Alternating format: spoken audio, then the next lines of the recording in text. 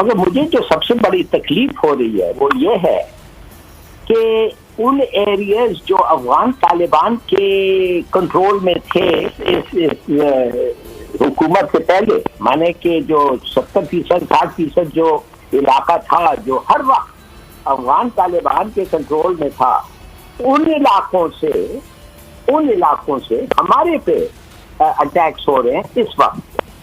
और वो अटैक आप जैसे देखें, हमारे शहीद हुए हैं 2 लोग। तो मैं ये जानना चाहता हूँ कि अगर उनका कंट्रोल अफगान तालिबान का उधर था और उन्होंने हमें अश्योरेंस दिया था, मनाया कि हम हर टेरिटरी को इस्तेमाल नहीं करने देंगे आपके खिलाफ, तो फिर ये क्यों अटैक्स हो रहे हैं हमारे ऊपर? क्या वो उस वक्त ये टेरिटरी उनके कंट्रोल में नहीं था या इस वक्त नहीं है कंट्रोल में? क्या बात क्या है?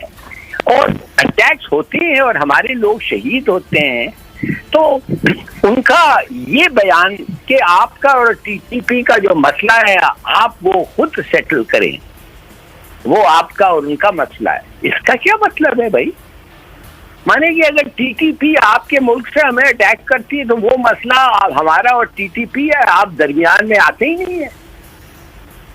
मैं ये जानना चाहता हूं कि हमारा जो पोजीशन है इस वक्त, और हमें जो कहा जाता है कि भाई कुछ नहीं, फिक्र मत, ये अभी तक कंट्रोल उनका पूरा नहीं हो रहा है, नहीं आस्ते आस्ते हो। भाई ये जो एरियाज हैं जिधर से हमारे पे अटैक हो रहे हैं, ये तो हर वक्त उनके कंट्रोल में था। हमारे लिए ये चैलेंज बढ़ गया है क्योंकि हमारे पास अब वो जो इल्जाम लगाने की अफगान हुकूमत को वो लिवरेज खत्म होती जा रही है, क्योंकि अब तालिबान है अफगानिस्तान में, और अगर तालिबान है अफगानिस्तान में तो फिर वो क्यों नहीं कर रहे, वो क्यों IS खुरासान और बलोच अस्करियत पसंद जो तंजीमें जिन्होंने बलोच अफगानिस्तान में पनाह ली हुई है, और उनका बहुत बड़ा अप्रेंटिस पाकिस्तान में भी मौजूद है। सिर्फ अफगानिस्तान इज नॉट एवरीथिंग। हम अपने अफगानिस्तान को इल्जाम दे के सारा टाइम जो है वो नहीं कह सकते कि जी वहां से हमें थ्रेट है। सारी बात है, the first thing is the threat is with in. इसको प्रॉपर्ली मेजर करने की जरूरत है, देन हम ऑब्वियसली अफगानिस्तान पे भी कर सकते हैं, लेकिन चैलेंज बढ़ता जा रहा है। और ये जो अटैक हुआ इसने बेसिकली बताने की कोशिश की है that they are still alive. That doesn't mean कि अगर अफगानिस्तान में अशरफ गनी की हुकूमत चली गई है या अफगानिस्तान में तालिबान आ गए हैं तो दैट मीन्स कि वी आर योर, हम आपके दुश्मन हैं। तालिबान अगर अब आपके दुश्मन नहीं रहेंगे, लेकिन IS खुरासान और जो बलोच तंजीमें हैं ये हैं पाकिस्तान की दुश्मन। ये बेसिकली 2 अटैक करके उन्होंने इसको क्लियर कर दिया है।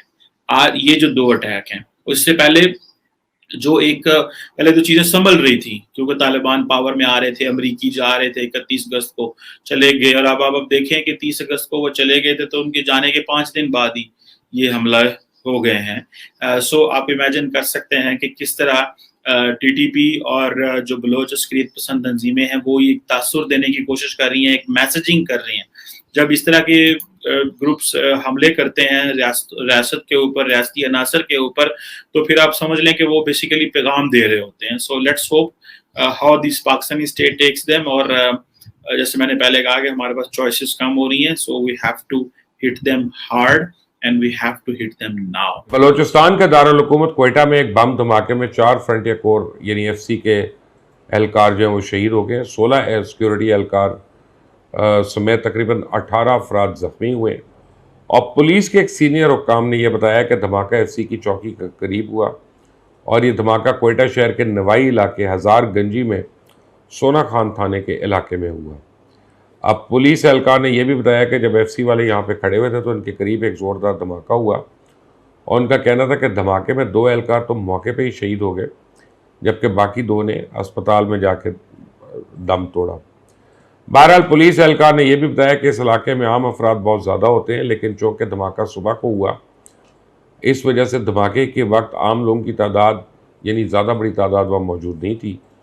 और उन्होंने बताया कि इसके बारे में तहकीकात हो रही हैं, लेकिन इब्तदाई शवाहिद और जो उनको एविडेंस मिल रहा है उससे तो ये को खुदकश धमाका था जिसमें ख़ास तौर पे टारगेट किया हुआ था FC वालों को।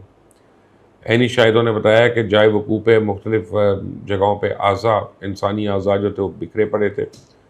एक मोटरसाइकिल के टुकड़े भी करीब व जवार में नज़र आ रहे थे और उनका कहना है कि धमाके में सिक्योरिटी फोर्सेस की गाड़ी को नुकसान पहुंचने के अलावा इनकी 4 मोटर बाइक्स को भी नुकसान पहुंचा।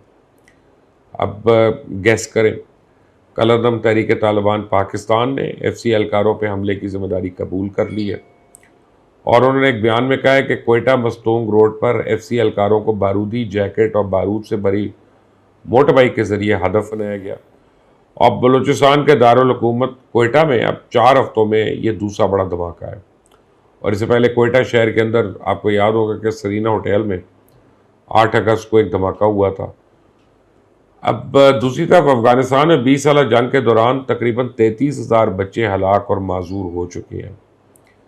मैं उन लोगों से जो ह्यूमन राइट्स की बातें करते हैं, विमेन राइट्स की, चाइल्ड प्रोटेक्शन राइट्स की बातें करते हैं, उनसे मैं पूछता हूँ कि इस बारे में किसको जिम्मेदार ठहराना है उन्होंने। अब ज़रा बताएं कि लड़ाई बुरके की है कि इंसानी जान की है, कि वाकई आज़ादी की है। फैसला आपने करना है।